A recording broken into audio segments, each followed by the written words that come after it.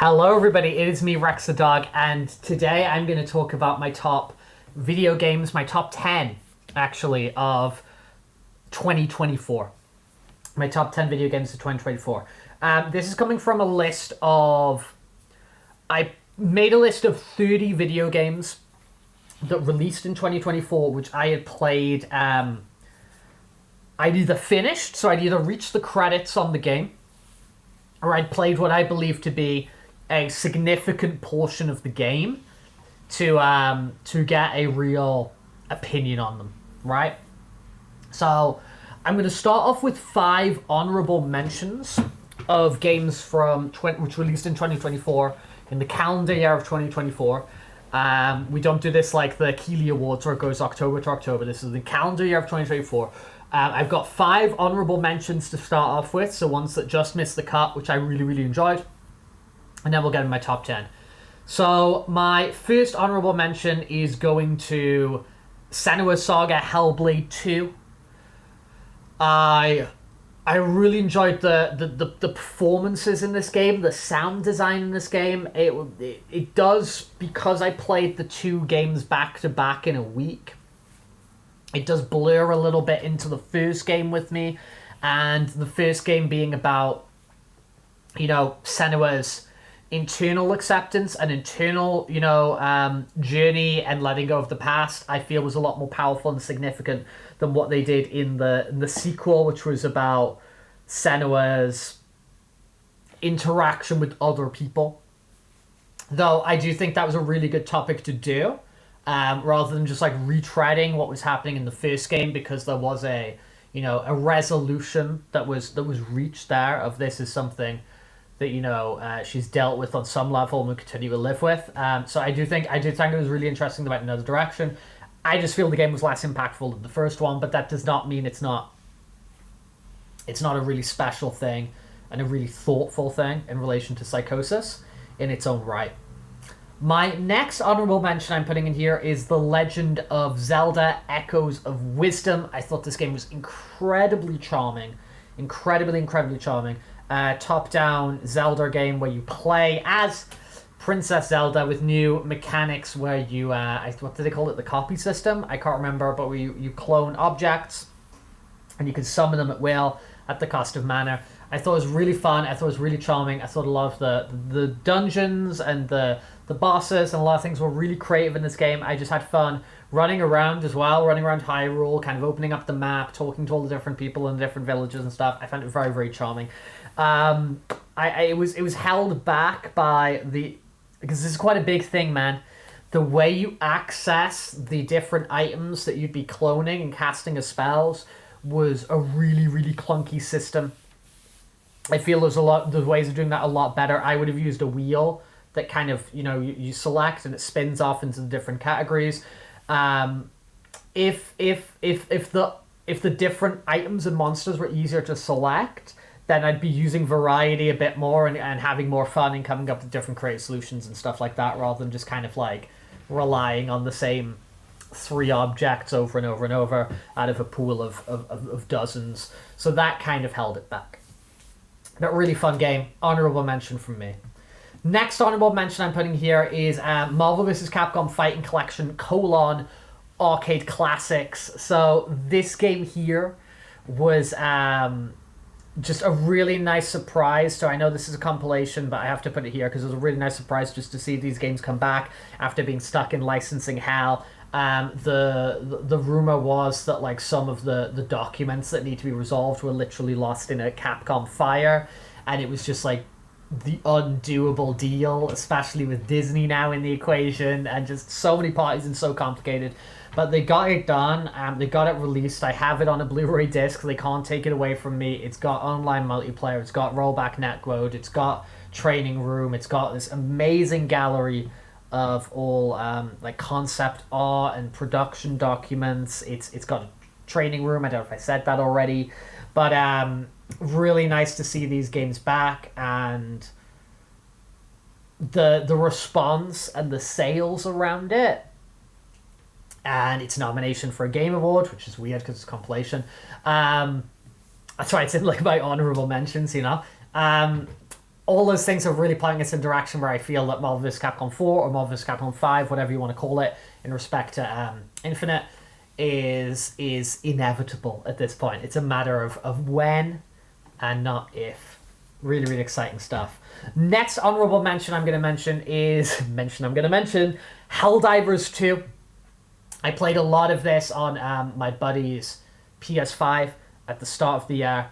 Really, really fun game. I'm actually going to do a Helldivers video real soon, so stay tuned for that. But real great like personality. The most like sort of average thing that randomly happens in a Helldivers 2 game of like you're running away to go save someone, this like epic explosion happens in the background. These most average, Helldivers 2 moments are more like spectacular and fun and visceral than you get in, it's the most epic play and moment in a comparable game. Really, really fun. I do want to get back into it soon because we played quite a lot at the start of the year, but I'd like to get back into it, especially with kind of all the updates and stuff like that. So Helldivers 2 gets an honorable mention of feeling like those old, the type of, shooter that I liked playing, So there's Helldivers 2. My final honorable mention is Crow Country. Crow Country is a retro-style PS1 aesthetic survival horror game that was kindly sent to me before the game released by the developers. It is excellent. It's been really, really highly reviewed. It is a beautiful throwback to those sorts of games. I had a lot of fun exploring the place. I loved the aesthetic. I thought the storyline was really intriguing as well. So if you're a fan of those types of games, Crow Country will definitely whet your appetite. So let's get into the top 10 in order. Put these in order, okay? Maybe some will shift around a little bit over time, but this is my order today, okay? And remember, there are some really key games from this year which I haven't played. So they're not eligible for my list. Some games which I potentially really like I look at games like Metaphor. I look at games like Space Marine 2.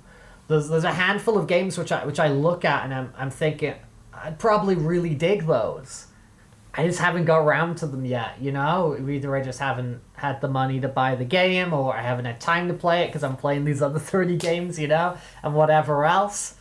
So if your favorite game does not feature here, it's not necessarily a referendum on that game. But let me know in the comments, to drop down, oh yeah, you didn't mention this game, and I'll just be like, oh yeah, didn't make my top 10. Or I just haven't played that yet, but looks sick. So if there's any games that you kind of think are missing here, or any opinions at all, drop back down in the comments below, because I do this sort of stuff because I want to have conversation. Okay, let's get into my top 10. So at number 10, I have Sonic X Shadow Generations, or Sonic Cross Shadow Generations. They say the X. Sonic X Shadow Generations, which is... First, you just get Sonic Generations there again, which is great, which is just a wonderful celebration of the Sonic the Hedgehog series. The music, the presentation, really, really great game. It's seen as one of the peak Sonic games of all time for a reason. They really nailed the landing on this one. There's a couple of bosses and whatever which were a dud. But in general, those stages are really fun, really replayable to try and get great times on them.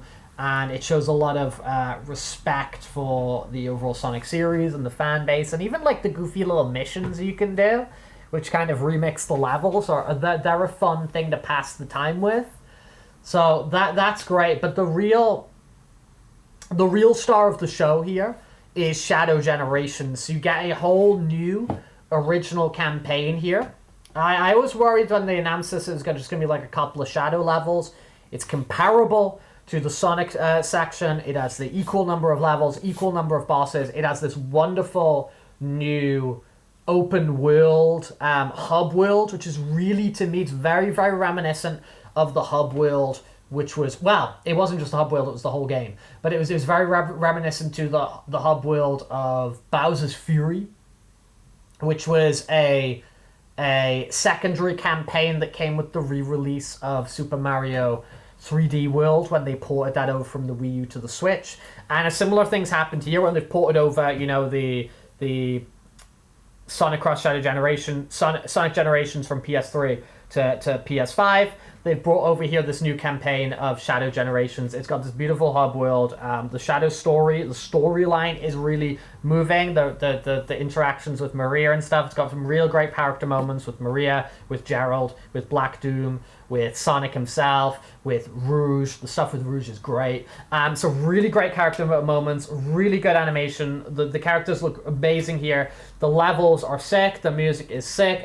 It's great. It's so good. What a year Shadow the Hedgehog's had between this game, the manga, the movie, the anime shorts, all the various clothing nonsense they've put out, all the stupid little things on the Q&As on the Sonic YouTube channel and Tails Tube. Like, what a great year Shadow the Hedgehog's had, man. And this is amazing. And if just that actually as well, that Shadow Generations portion, if we're kind of like getting a mix of things like that and things like Frontiers going forward, really excited for the next Sonic the Hedgehog game could be, because Frontiers was, I found that really fun, although a bit kind of like empty and whatever. I did find that really fun and exciting and putting things in the right direction. But then the Shadow Generations campaign was just, it was wonderful. It was really wonderful. And just some of the surprises and stuff that come up here, and like I didn't expect them to use that or whatever. Really cool. So number 10. Sonic X Shadow Generations. Number 9, we're going Dragon Quest III HD 2D Remake.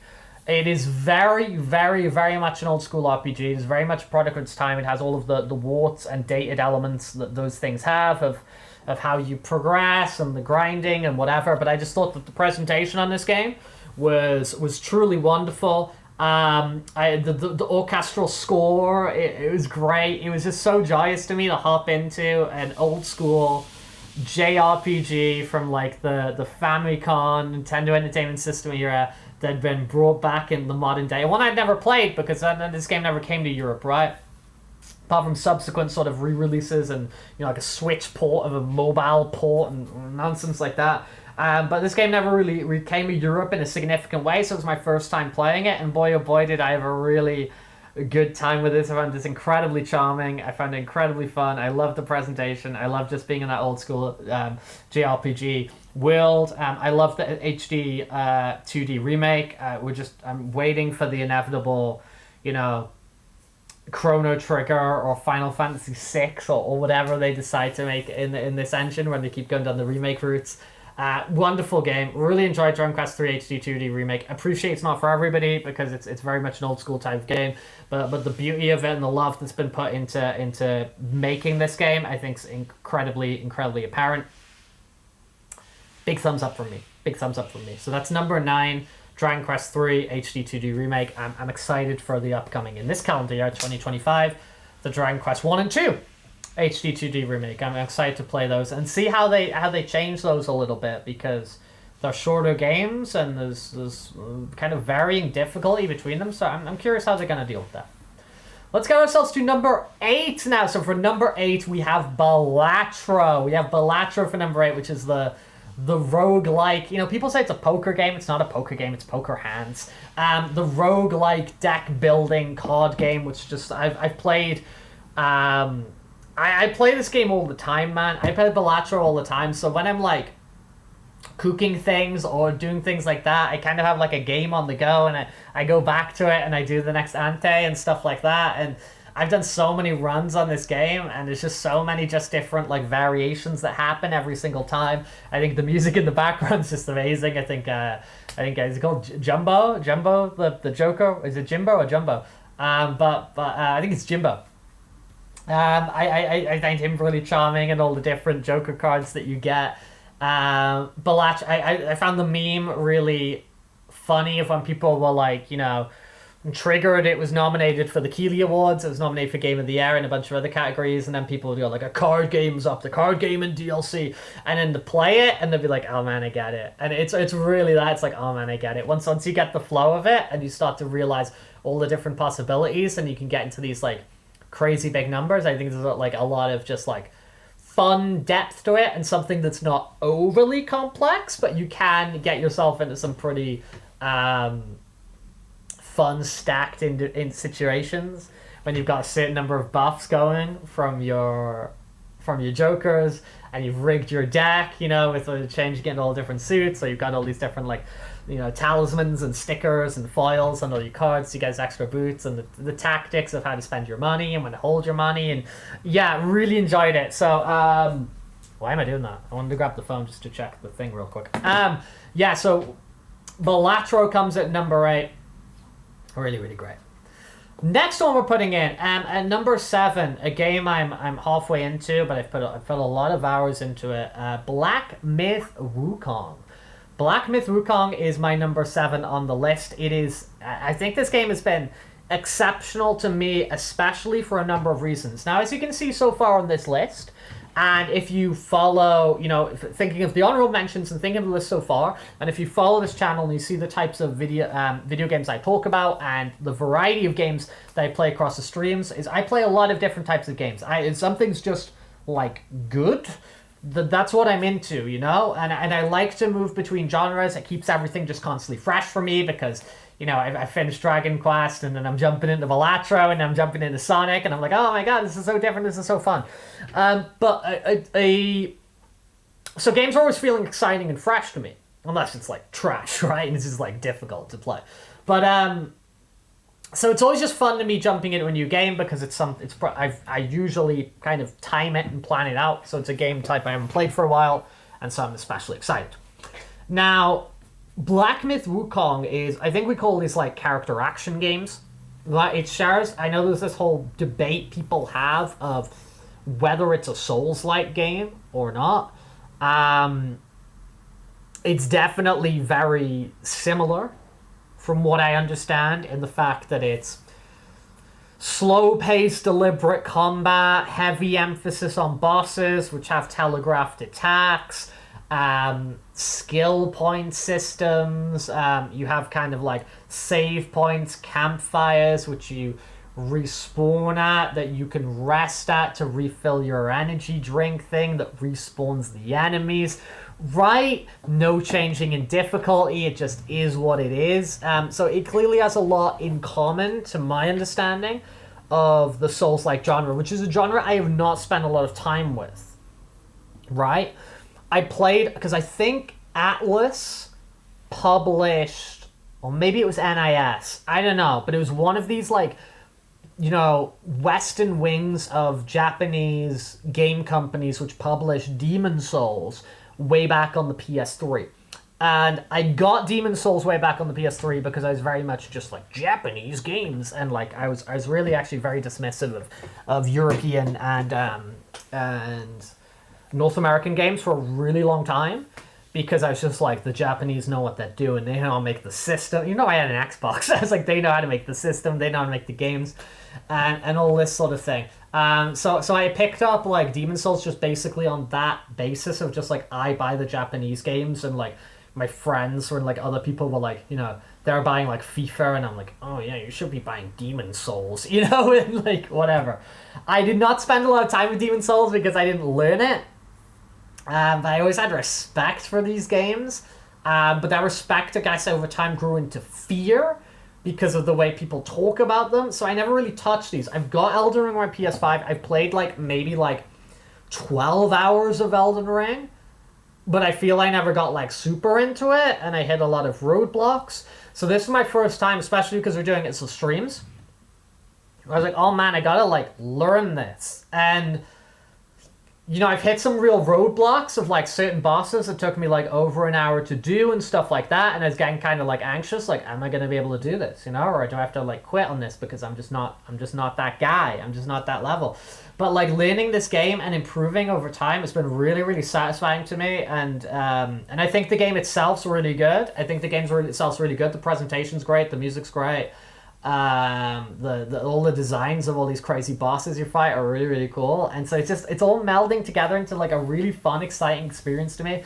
And especially exciting because, you know, we talk about things like, you know, we're never going to have these generations as good as like PlayStation 1, PlayStation 2, and then things like that again, where we made this jump into like 3D and we could just create all these new genres. Like Resident Evil was like, it wasn't just like a cool new game, it was a cool new type of game, you know, and that was happening repeatedly and repeatedly over as new games were being created and stuff like that.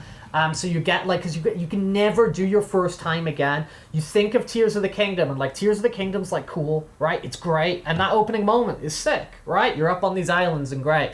But you can't you can't do the same thing twice and expect the same reaction again, right? So when you play Breath of the Wild and you have that exit in the cave moment, now I know that's a moment that's in like other open world games, and like, you know, you can say like Oblivion did that as like the first big significant mainstream one or whatever. But that was like the first time that happened in a Zelda game, and I was surprised that would happen in a Zelda game, and yada yada yada yada yada, right? So when you do that in Tears of the Kingdom, it's like you can't recapture that same magic again. You can't.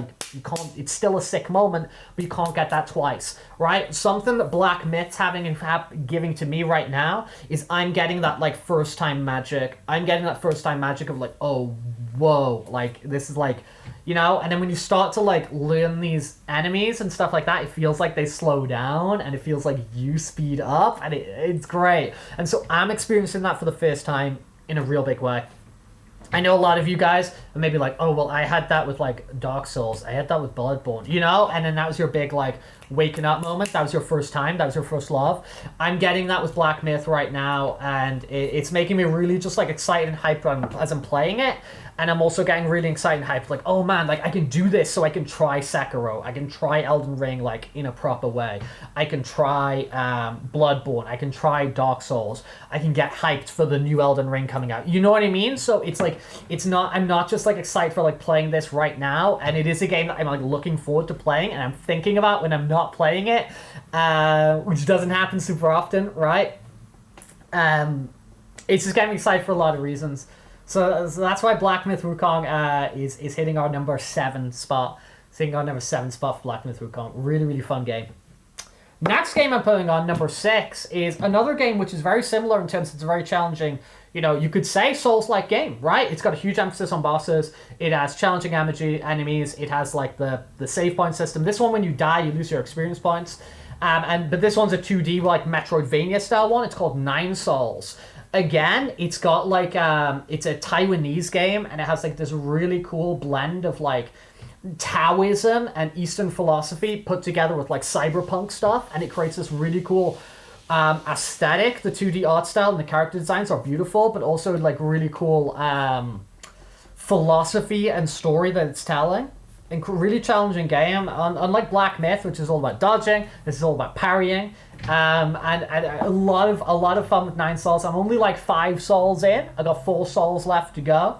But really, really great game. Character design's amazing. Gameplay, like it's a game. These games are games. Like Black Myth Wukong and Nine Souls are like games, you know? You're like, unlike the next one I'm going to talk about, right? Where you're like playing the game, learning a skill, getting better.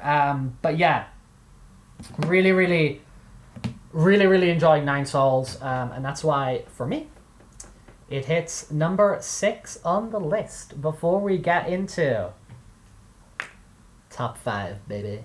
Okay, I think probably if you follow this channel, I think you can probably guess, you know, maybe 3 or 4 that are going to feature in this top 5. I don't know, but number 5.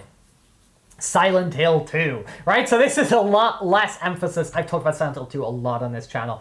My first video on this channel was about Silent Hill. I think we did like 2 full videos on the run-up to Silent Hill 2 talking about it. I did a video after playing the game. I've since played the game again.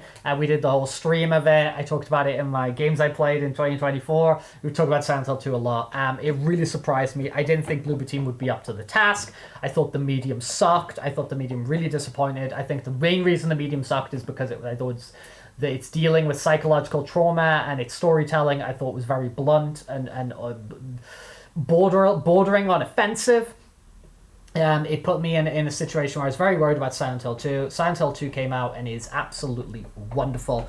The sound design is great. The performances of the actors are impeccable.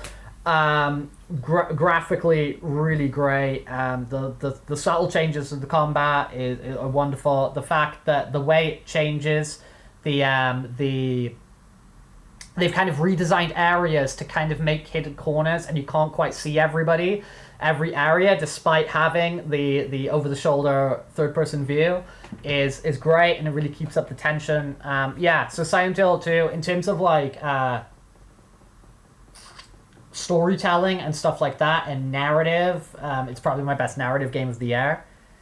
It is my best narrative game of the year, and really, really enjoyed Silent Hill 2. Great jumping on point. You don't need to have played any other Silent Hills before. You don't need to play the original. You can just dive into this thing. It's a standalone story. It's great presentation. The original still exists, and I still love the original, and I probably prefer it for kind of like different reasons, but this is just like a wonderful new thing to have. I hope Bloober Team, because they've expressed interest in remaking more Silent Hill games, give them Silent Hill 4. It's still more psychological and stuff like that, rather than getting into the more like witchy, magic-y focus that 1 and 3 have. And to do 3, you really should do 1 first. So I hope they do Silent Hill 4 The Room. It's also a game that has a lot of problems, so if they can remake that and fix those problems and kind of restructure the game a little bit and whatever, I think there's a lot of good that could be done there. So I'd love to see them do Silent Hill 4 The Room, and then if they want to, maybe they could go do work on an original Silent Hill title. But give them The Room, man. Great game. Next one we got, so placing it at number 4, we have Animal Well. So this is a Metroidvania game. Much like Nine Souls is a 2D Metroidvania game, but this one is not a combat-y Souls game. This is very Metroidvania in the sense of you've got this huge, expansive map with all these areas where you're revisiting with a new item, so you can get through a puzzle in a new way. It does have some boss fights. It does have enemies, but it's more avoidance avoidance with the enemies. Rather than combat. You get these bosses, and these bosses are really creative, and you have to like, some of them are pretty tricky, and you're using, some of the puzzles are really tricky with the timing of like switching between all your different items that you're gathering up to get to these places in creative ways. It has that great, in the way that like Black Myth Wukong or Nine Souls have those like really satisfying moments where it clicks and you beat the boss and it's like, oh yeah, I did it. You get that with just like individual rooms and screens here where you work out what to do and you use your abilities in creative ways to solve the puzzle and progress, or just get up to that ledge there. Really, really satisfying. I think this is a game kind of anybody can enjoy. I also thought the presentation was really cool and really eerie and really weird, and some of the animals you meet are really, they're full of a lot of character in their own special way, in the art style that this game adopts. So Animal Well, really, really, really great adventure game. An amazing debut from the people who put this out. Yeah, it's a must play. It's a modern classic. I think these top 5 here are all games where I'd just be like, yeah, you should really, if you like video games, you should really give these games like a good look.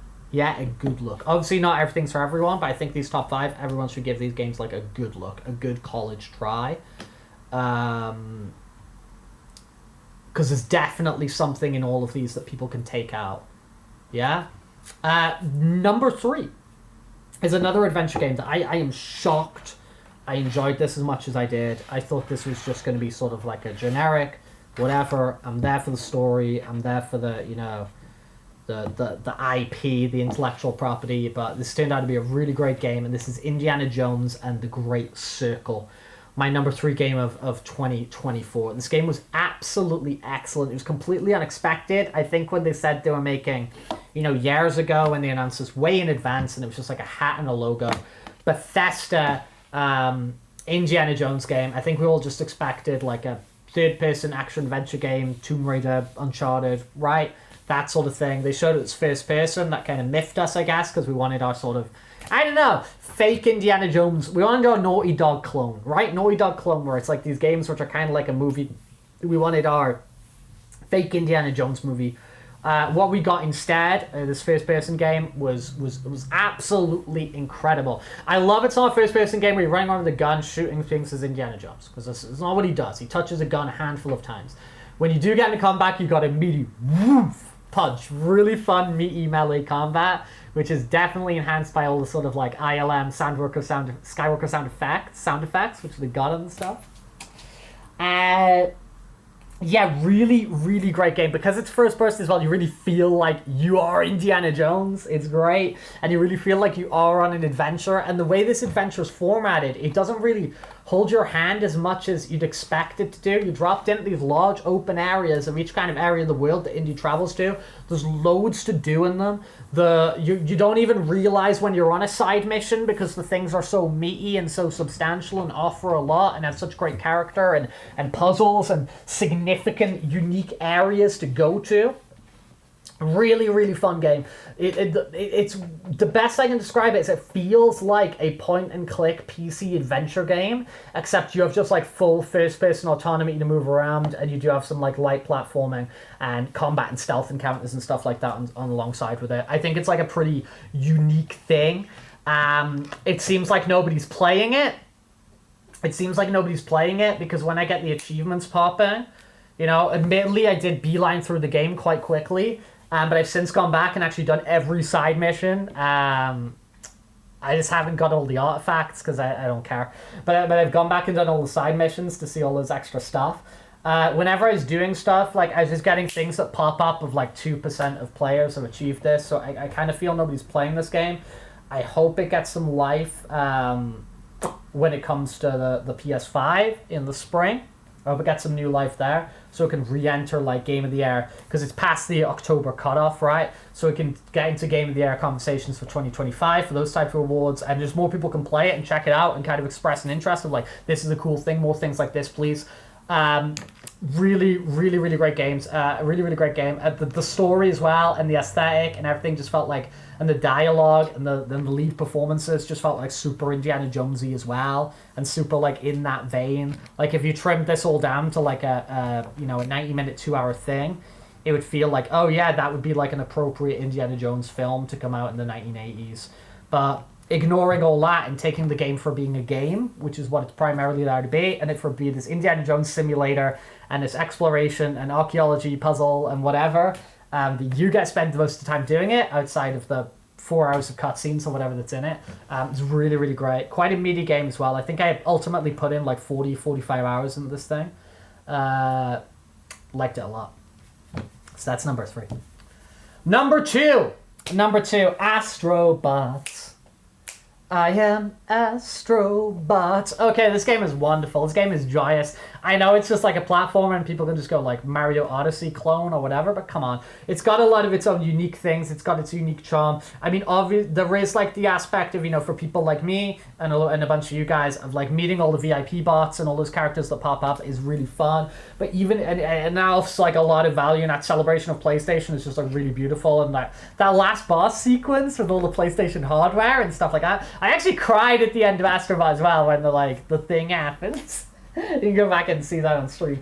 But even taking away that, even if it's just funny robot doing platform stuff, is really, really, really, really fun.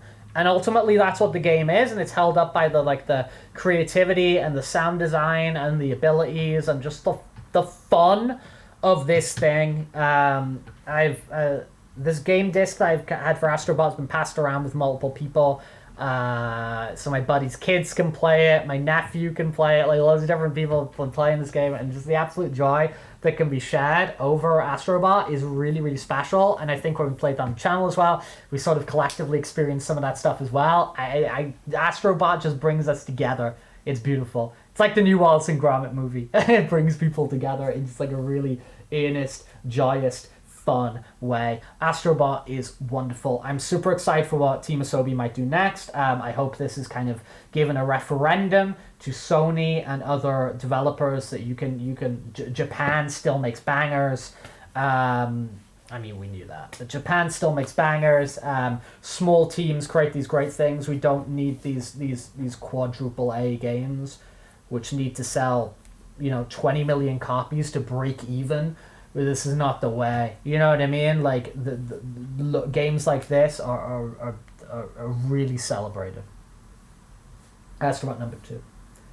So let's roll down the list. Let's roll down the top 10 again. So number 10, we had Sonic Cross Shadow Generations at number 10. Number 9, Dragon Quest III HD 2D Remake. Number 8, Balatro. Number 7, Black Myth Wukong. Number 6, Nine Souls. Number 5, Silent Hill 2.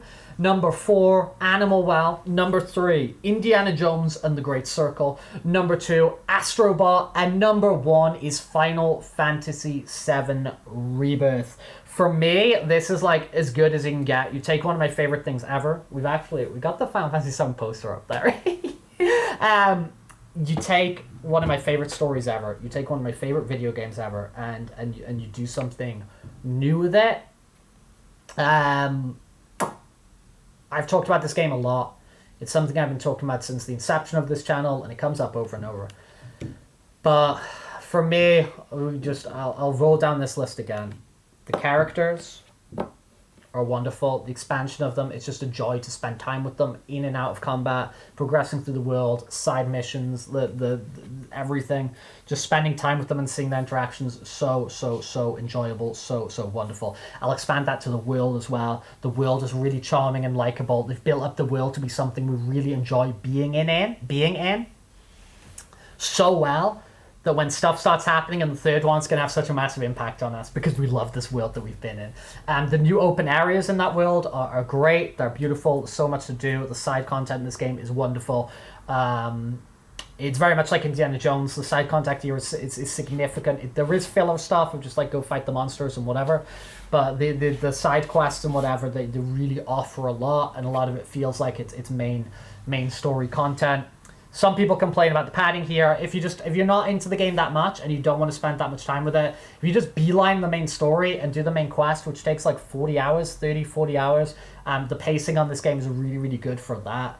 So just do that. Just beeline the story mode, man, because the story is absolutely incredible.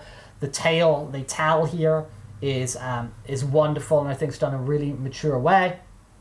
The combat continues to be really, really fun. It's expanded on a big way. The synergy, the materia system's still there. So it's just really fun combat to do. Some of the bosses are wonderful. The music, like 400 pieces of orchestrated music here. Dude, I can talk about this all day. The actors who take on the role, everything. This game is just like, for me, this is perfect. I'm really hyped for it. It surprised me in so many ways. I'm just like, I don't think they're going to do that. It's like, whoa, they did it. Just clearly everybody involved in this has a massive love for Final Fantasy VII, has a massive love for video games, didn't want to simply rehash what came before. Create something new, still create something exciting that we can debate about and think about. It feels like watching Lost again or something, you know, and like, or talking about what's going on in this story. Wonderful game. But I've talked about this game a lot, and I think a lot of people know that that's my number 1. So there we go. Honorable mentions: Senua's Saga, Hellblade 2, Legend of Zelda: Echoes of Wisdom, Marvel's Capcom Fighting Collection Arcade Classic, Helldivers 2, and Crow Country. And my top 10 is Sonic Cross Shadow Generations, Dragon Quest III HD 2D Remake, Balatro, Black Myth Wukong, Nine Souls, Silent Hill 2, Animal Well, Indiana Jones: The Great Circle, Astrobot, Final Fantasy VII Rebirth. Overall, I think this was a really good year. I think you had to kind of hunt some games out to play, but I think a lot of these games that did come out were really, really cool, really, really special. I'd love to hear your opinions on the games I've talked about. I'd love to hear your take on things. Do you agree? Do you disagree? What did you personally enjoy? What did you prefer? What really clicked with you? Did you have an FF7 Rebirth moment like I did? Do you have a game that you really, really sort of connected and vibed with? Are there games that I've missed here? Talk about games that are not on this list.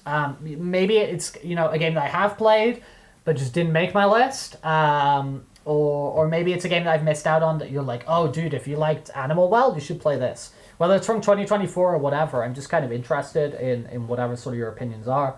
So if you've got other recommendations of other games I should try out on the basis of these, let me know. If there's 2024 games I've missed that you're like, dude, you need to catch up on that, please let me know. Thank you very much if you hung out here. It's been a 40-minute video, but I love talking about this stuff. I really love talking about this stuff. Stay tuned, because we'll do my movies, we'll do my TV, we'll do my anime, we'll do my comic books, we'll do a bunch of other things of 2024. So if you like any of those things, then come hang out and we talk about those during that time as well. Peace out. Love you guys. Mwah! 2025, let's see what comes out. It's going to be hype. Bye, bye, bye.